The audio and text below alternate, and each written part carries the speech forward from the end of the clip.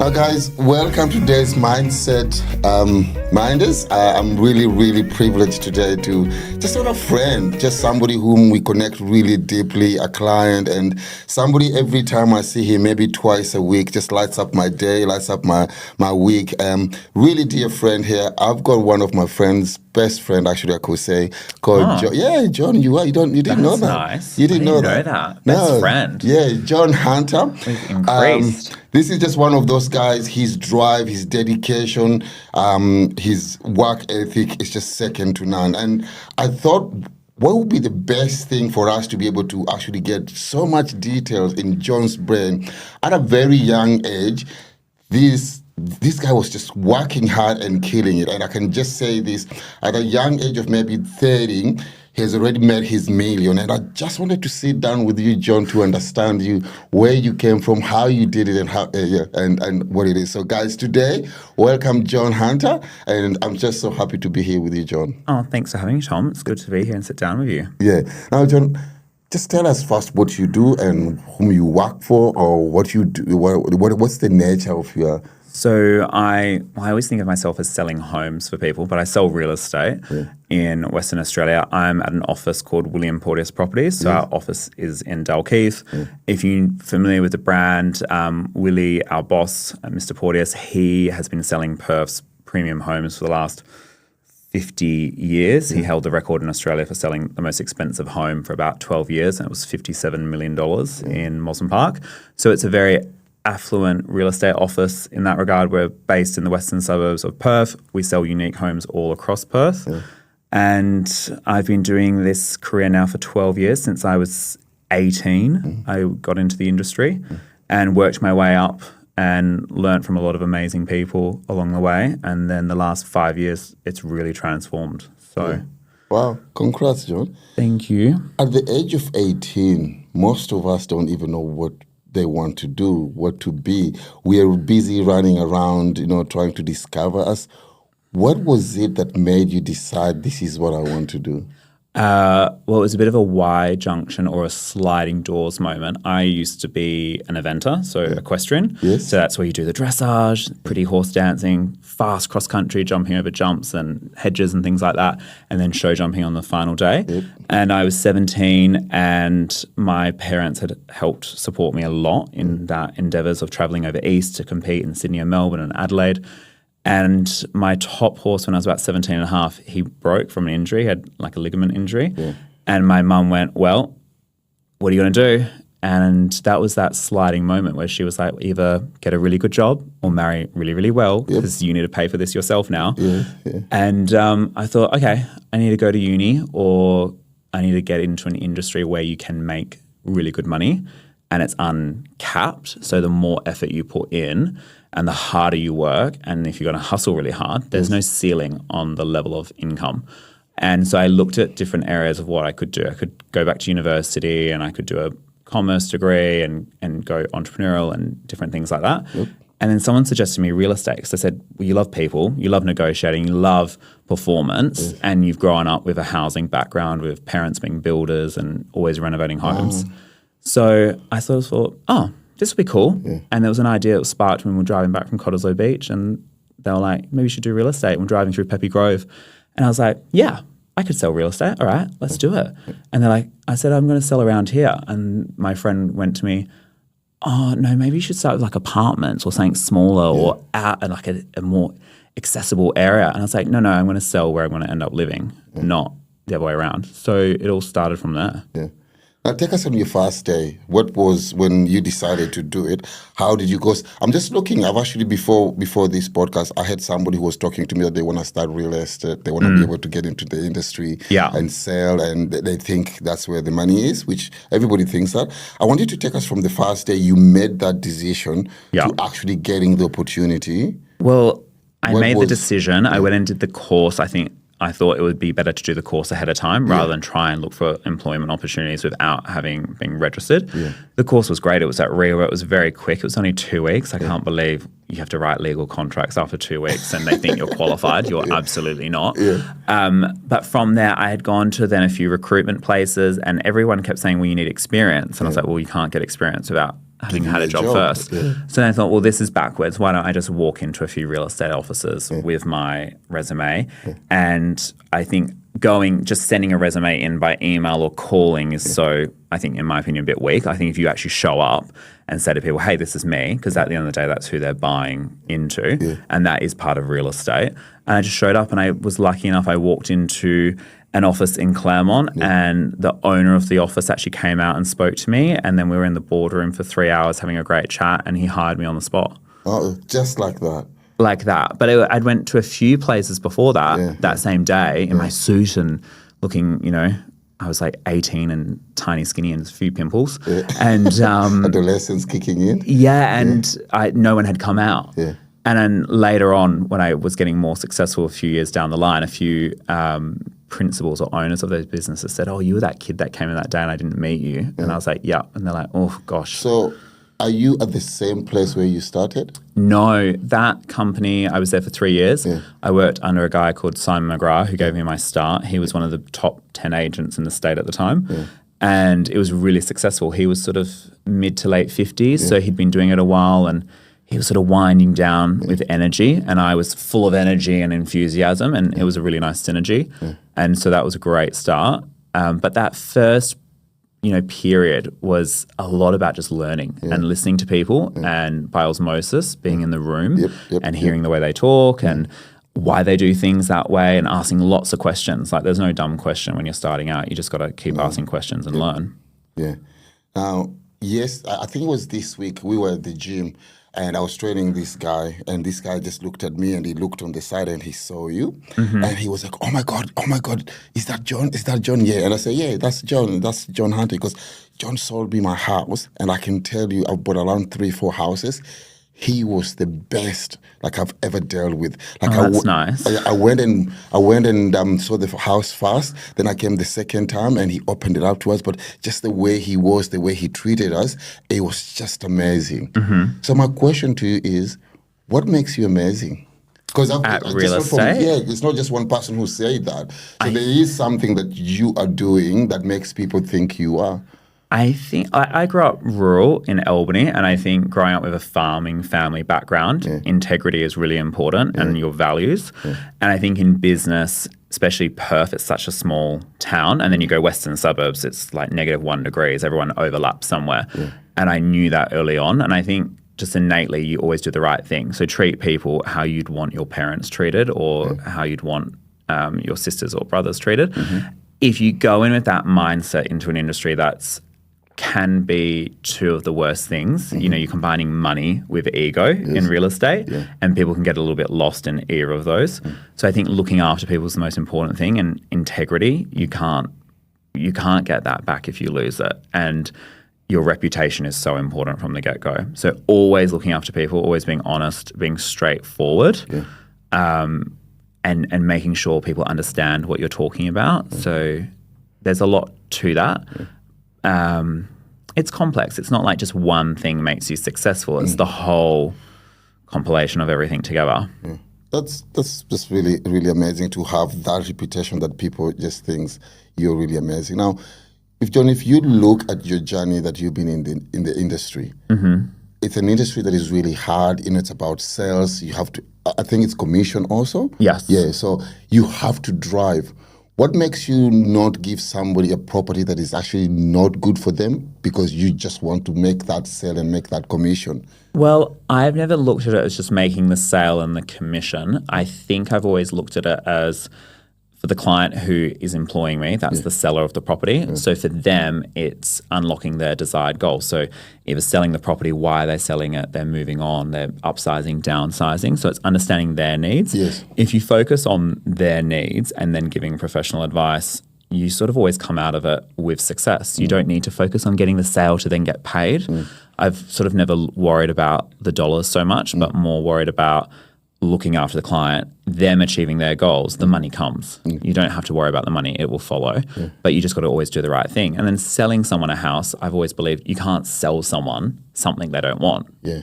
And so I've never looked at it as so salesy and pushy. It's opening the property up, seeing who connects with the property and they engage with it. And then that's who you work with for that property. And then you find, multiple offers and get the best result. But you can't sell someone something they don't want.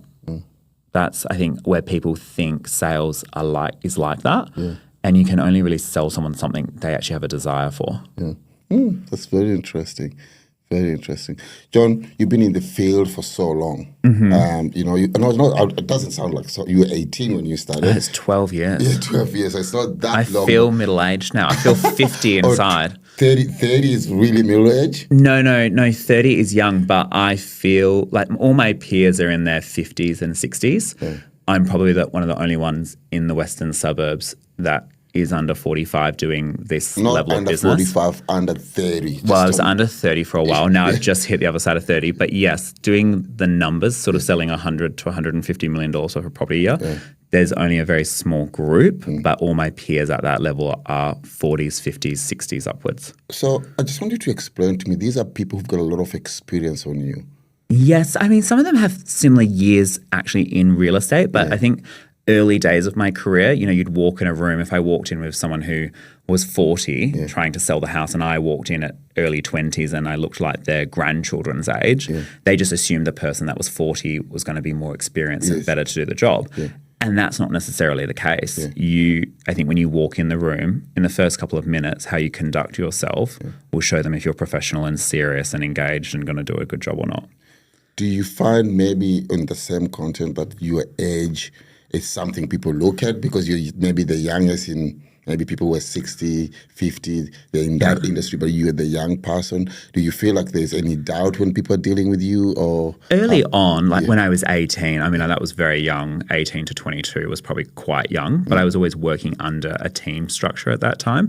When I went out on my own, selling my own listings that I procured myself from about 24, I was young, but by that point I had experience and knowledge from learning from other people. So I could conduct myself in a way, and just the way I lived my life. I was never out partying or, going out every weekend. That just wasn't me. All I did was work.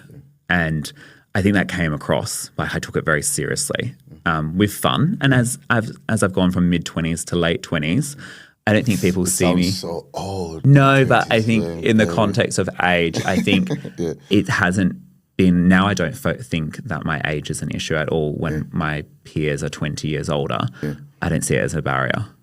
John, you're talking about the age of 18 to 25. Yes. This is an age that I see this. I'll do a lot of coaching, and in this DNA, there's just not a lot of work ethic in that area.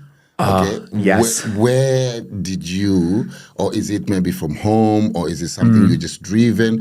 What actually gave you that fire? Because you're telling me you're not going out, you're not partying, you're not drinking, you are just buckling down and you're working hard. Where did that come from? Well, I think I came from a very humble family, but families that ran small businesses. Yeah.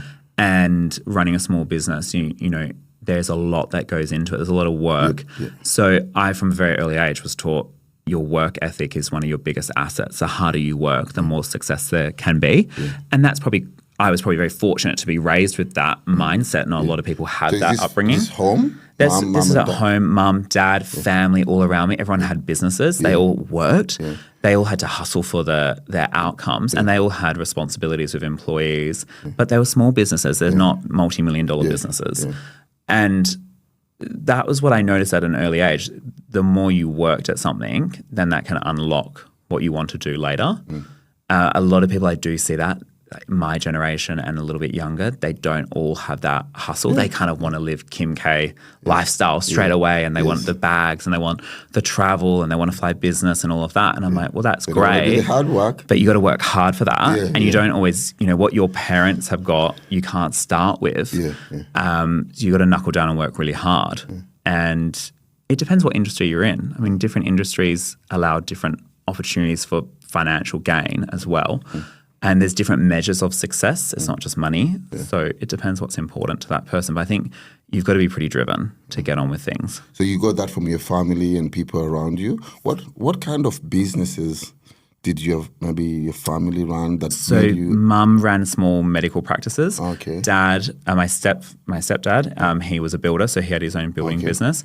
Dad had a small recruitment company, and then my rest of my family was in either clothing stores or horse racing. No wonder success is around you. That's why you're successful. Well, at least you knew about business. Yeah, I think that's a leg up. A lot of people don't have that maybe environment growing up. And then I think with nowadays with social media, everything seems so easy or instant. Everyone wants things so fast. Instant. And life's not really like that. You've got to put the hard yards in at the beginning. But it just depends when you're ready to do it as well. Not everyone is in a headspace to do that at 20 years old. They're still figuring out where they want to go and what direction in life, and that's okay. Now, what has real estate given you? It's given me. What are the values, or what have you learned from it that you've actually transferred to your life?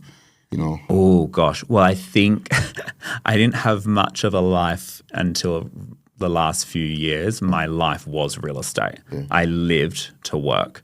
And in that period, I partnered 10 years with my partner Cameron, and I've raised 2 boys. So they were 4 and 5 when I met Cam, and now our boys are 14 and 15. So there was not a lot of time for anything else than work, or time for then family when I wasn't working. And those hours were looking like anywhere from 60 to 80 hours a week at the earlier days of real estate. So I'm not sure if real estate taught me things for the personal life. It has actually made me quite good probably at taking short breaks, so sprinting for periods of very high performance, and then maybe that's 10 weeks at a very high level of performance of selling properties, and then taking a short 4 or 5 day break so I can recharge, because it is 7 days a week. Most jobs you work 5 days a week, and then whenever I have 2 days off in a row, I go, oh, that's why there's a weekend. And people have 2 days off a week because they're sane. I get to the end of a 10-week period of working 70 hours and I'm a bit cuckoo because you just, you need a break to recharge. But that's probably what real estate has taught me, is breaks are very important to recharge, reset, keep focused. Now, I just want to go back and talk about, you've spoken about your 2 kids and 2 boys, and then your partner came. Yeah. When you were in the industry, did that ever bring something like you're maybe afraid of being yourself, or just because, there's always, gay people, religious, color and all that. Did that affect you in any way, or did that make you, or did that drive you more to be successful? Did you use it in any way? I think I was definitely aware of it between 18 and probably, I think it was about 24. And I think the period I was aware of it was that I didn't grow up Western suburbs in this affluent life, so I didn't have a family to back me. So I was very conscious of wanting to make money, and I didn't want me being gay to cost me making income, like if someone deselected me as an agent because of my sexuality. So I was probably more conscious of it in the early days. Not that I could hide it very easily. But Are you? Sorry? Are you? You're hiding it very well. No. I'm kidding. But I think I was conscious of it with older people who were probably in their 60s or 70s. I was a little bit more conservative and maybe a little less flamboyant. I think around the time of the plebiscite, the same-sex marriage plebiscite, when Curtin, I think, turned out where I sell, the area of Curtin was about 67 or 70% of yes vote, that really changed things for me. That made me go, oh, wow, I am actually accepted. It's not an issue. And it completely shifted the landscape for me. And I actually started embracing it more and just being more leaning into it. I'm not probably what some people might think is a typical gay guy. I mean, I'm married and I have 2 kids and I have 2 dogs and I live a very busy life with real estate. So I'm not out partying or anything like that. But I think when I just leaned into it a little bit more and owned who I was, and I was a little bit more comfortable in my skin, it did show up at work because it actually made me probably more authentic. And I think being real and vulnerable as well also connects with people a lot quicker. So it makes them feel more comfortable. But now I don't even think of it. And if someone deselected me now, I don't want their money. Do you think they steal that I definitely get some commentary sometimes, like online with videos or like property video tours, or sometimes I can see the energy, but I just kind of go, like whatever. Actually, there's people out there who still think and feel like that. Yeah, With and we're in 2025. yeah, there is. Especially, I mean, I live in a really beautiful area, and so I can be quite isolated to it. Recently, with my horse endeavors, I've been out more country again, and I've seen it just in walking into a cafe or a restaurant or a pub, and I'm like, oh, okay, This exists. This does exist, and I kind of have looked at it and gone, oh, I really don't care. It's not for me to fix that. Like they need to just probably open their horizons and educate themselves. I think it's not about for you to fix it, but if you say this is not for me to fix it, and the next person comes and say this is not for me to fix it. Oh, as in maybe more. I think coming from a perspective of I always want people to like me, and I always want to people to be happy, and I never like being in trouble. So when someone might give me that energy, I'm like, oh, that's I don't okay. want your energy. It's fine. Like it's all good. You stay over there. I'm over here. I'm very happy. I know who I am. Yeah. I do my thing. But I don't really worry about it now like I used to as a younger kid. There's a kid today who just, as I said, when I was coming, there was somebody who was talking to me. They want to get into real estate. Yeah. They want to make that over 1 million before they get to the 24, 25 years, just the way you did. Yeah. What is the advice you will give them? Work hard. Surround yourself by good people who are willing to teach you and are willing to guide you along that journey. And then your work ethic is your biggest thing. And if you do right by others, that might sound a little religious, but if you do right by other people, it does come back. And sometimes, how you're spoken about when you're not in the room is really important. That's something you will. What do they need to sacrifice? Or what do they need to learn? What do they need to sacrifice? What do they need to become to be able to be as successful as you are? I think I've actually had a few amazing boss business ladies who I've always looked up to, and I go, they're very successful in real estate. They're mums, they're wives, they're sisters, they're matriarchs of their family in a way. And I've always looked at them, and a lot of the advice they've given me is you can have everything in life, but you might not have it all at the same time. Okay. And that's always stuck with me because these are really boss women who are high performers, making a lot of money and raising children. And that's a real struggle, trying to live that balance, working the crazy hours and still being around for family. Kids, and that has stood with me that you can have everything, but maybe not all at once. So it depends what's really important to you at that timing. And if that's important to you, you need to give it your all so that later on you can make more room for other things that are going to be important as well. As long as I know, when you come to Subiaco going to the other side, John's name is everywhere. Yeah. Yep. And that's something you should be proud of. Yeah, we try. We want that. Not we. I think your name is everywhere. John's family has run businesses. Business is in your DNA. Are we going to see John having his own business? I know you're still young. I probably will own an agency in the very near future.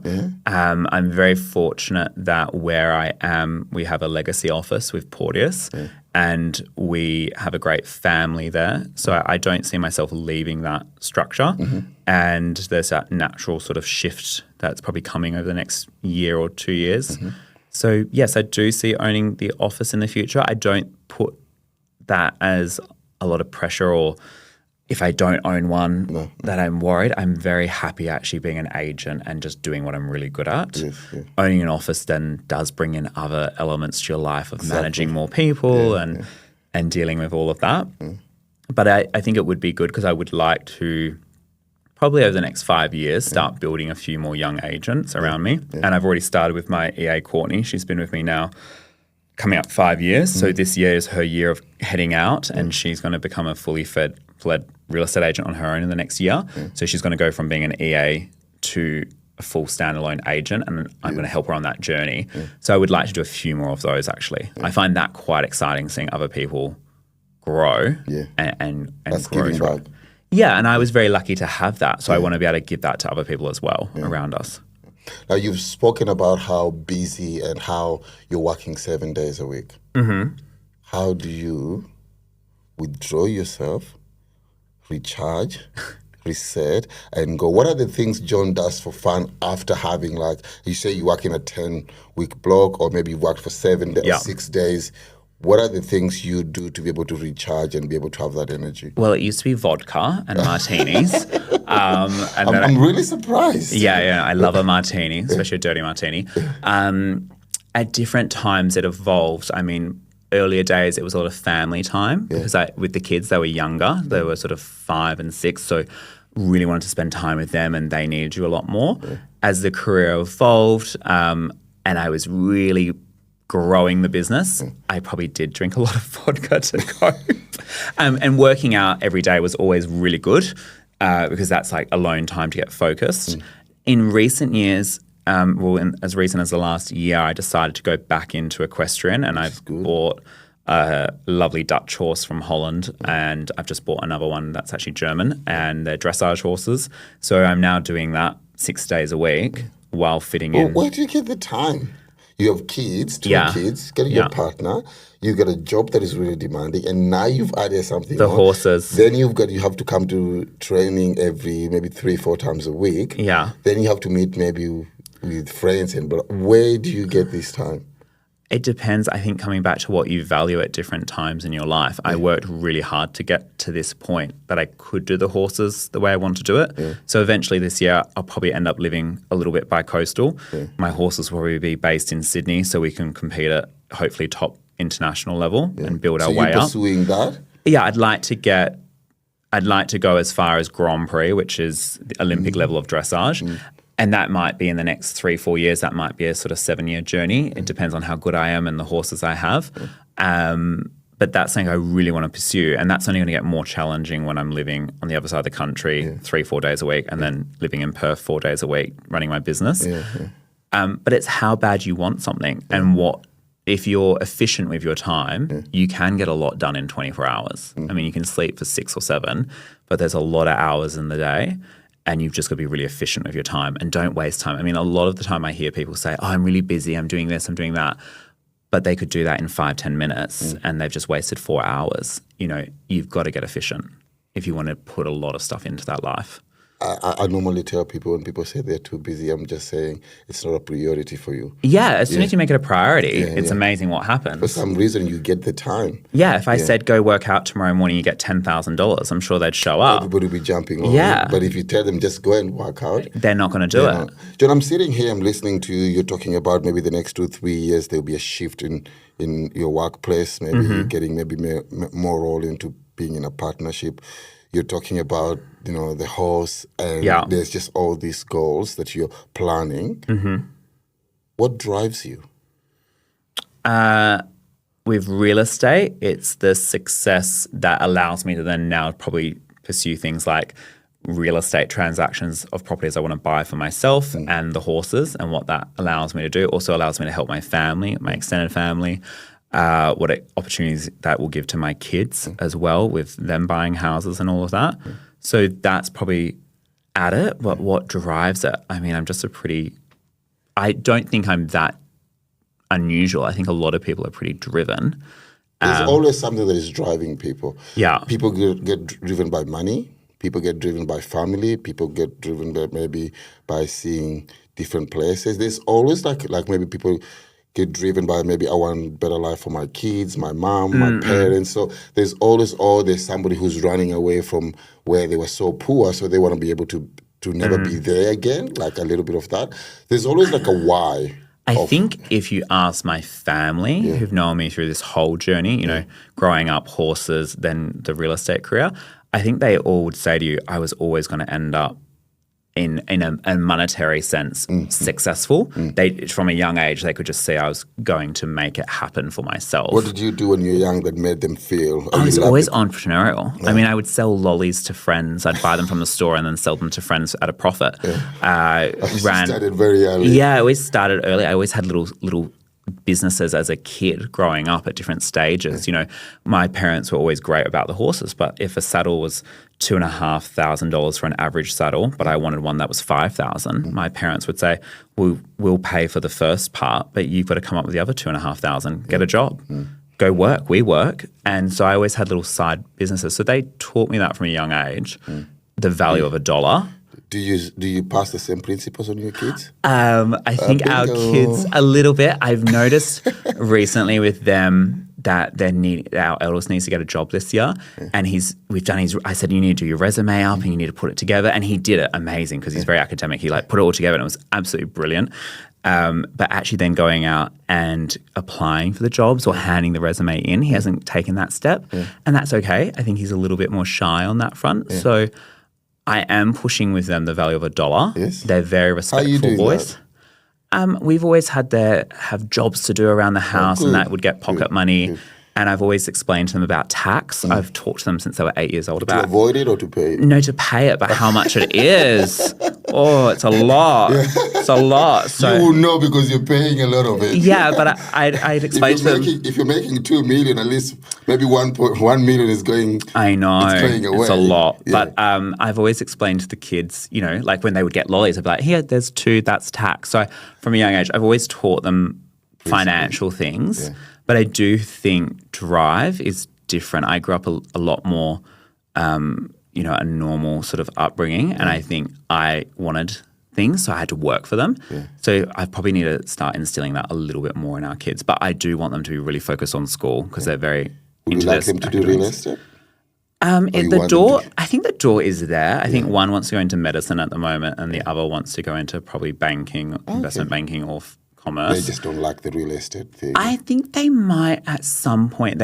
In the recent months, they've started going, yeah, you do really well in real estate compared to surgeons and different things. And I go, yeah, but you have to love what you do. You have to love what you do. Yeah. And I always say to them, at the end of the day, money's not the most important thing. Really? Well, if that doesn't drive them, then there's no point chasing it if it doesn't drive you. They've got to figure out what drives them. Yeah. Now, John, it hasn't been all easy, glamorous being in real estate. No. What are some of the challenges you've been able to face? And maybe give us one challenge or two and how you've actually been able to overcome them to be successful. Is it changing of legislation, is it changing of law, or is it just the market being whatever? What are some of the challenges you faced? Because I'm sure you faced There are challenges. I mean, being in real estate at a high performance level, it's like putting out fires every day. Yes. So there's always problem solving constantly going on. So I don't really see things as challenges. I sort of see them as like opportunities. Yeah. So when markets have shifted, for example, I started in a good market in 2012, 2013, and the market went for a really hard time in 2015. So that taught me how to be nimble, so that when you do see markets shifting, to be forward thinking and be very nimble on your feet. So what was working 6 months ago is now not necessarily going to work in today's market, and you've got to shift things pretty quick. If things are shifting in a market, you need to get in front of it. So using yesterday's strategy isn't going to work today. Yeah. So that's probably one of the challenges I had to learn pretty quick. Yeah. Because if you don't shift, you don't make money. Yeah. You're not making money, you can't do things you want to do. Yeah. So I learned that pretty quickly on. Yeah. But I don't see them necessarily as challenges. They're like new opportunities. What's the one strategy you've used? And I'm just talking about somebody who's out there, they're listening to this podcast. There's one strategy that you've used that you felt was just a little bit convincing or gave you a bit of success, if you want to share that? I think to have a strategy or different strategies, if you really believe it's going to make a difference, because you've seen it firsthand, and you really believe in it and you would do it for yourself or your own family, there's something about the way you then speak about something you're so confident about. Yeah. So confidence needs to be authentic though. Yeah. It can't just be fake it till you make it on some things. Yeah. And I think I used to use that a lot. Yeah. Fake it until you make it. And it can work. Yeah. I mean, there's a reason that's a great saying, like, fake it till you make it, like walk into the room, just own it. Yeah. But I think when you're coming to strategies around people's assets, really believing in something and backing yourself is pretty key. Now, John, before we finish up, I just want you to, there's somebody out there, starting, maybe just one advice you could give them? In, Or even in maybe real somebody, estate or business. Let's say just in real estate, then we might go into business. Yeah. You are so bad. In business, Yeah. or let's maybe start with real estate. They're starting, or they're struggling, or they're doubting themselves if this is for them. What is the one advice you could be able to give them? It's probably a couple of things. Work on self-improvement. So learn and look outward. Don't look inward so much. If you're struggling with things, stop looking at yourself and woe is me things. Look outward and see opportunities. That's easy to say when things are going well, and when things are tough, that's quite hard to do. But look outwards for opportunities. Surround yourself by really good people. That is really important. If you're around good people and who you surround yourself by does rub off on you. So if you're in a great office that's proactive and making things happen, that's going to push you to do the same. But good people who have good morals and values that you want to be aligned with, and that you want to be that person one day, that's who you need to be surrounding yourself by if you can. That's definitely, I think, something when you're starting out that's important. And that person who's in there struggling, they're doubting themselves, they're thinking, is this for me, or should I go and look for another job? I'm sure you've experienced that. Or I think it's all case by case, isn't it? So it's very general advice, but give it a go. I mean, what do you have to lose? If you've got the opportunity to give it a go and you've got the resources to do so, give it a red hot crack. I mean, it's a great industry and there's a lot of fun. It's a lot of hard work. It doesn't look as glamorous as our TV shows that we have about it. We do make it look quite glamorous when you just see the nice cars and the outfits, and completely, it looks like that. But there's a lot of grind hours. There's a lot of behind the scenes, and it is a tough job. But anything is hard work. It's just how much you want to do it for success. Now I'm going to finish up with one question. You met Frederick? I did meet Frederick Eklund when I was in my early 20s at a real estate dinner for about, I think, 12 or 15 of us. A friend took me and there was all the top agents from around the country and I went, and that was really cool to meet him actually. Tell us, who's Frederick if somebody doesn't know who Frederick is? Frederick Eklund is one of the top 2 or 3 agents in New York, or probably the top 5 in America. He was on a show called $1 Million Listing New York. He was already quite successful and that really blew up his brand by going on that show.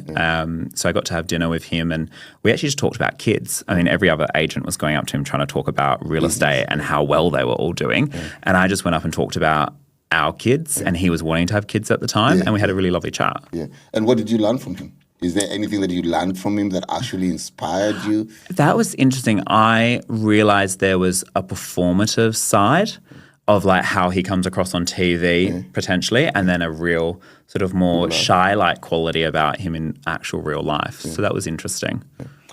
John, I cannot thank you enough. Pleasure. For taking your opportunity to be here, because I know you just came from your host to be here with me. Yeah, and I'm racing back to do meetings. I actually need to change outfits because I don't look real estate-y yet. You look good in everything. It's a little too casual for real estate. that's no. It's the person. It's not the dressing. You've already made your name. People know who you are. You still got to turn up professional.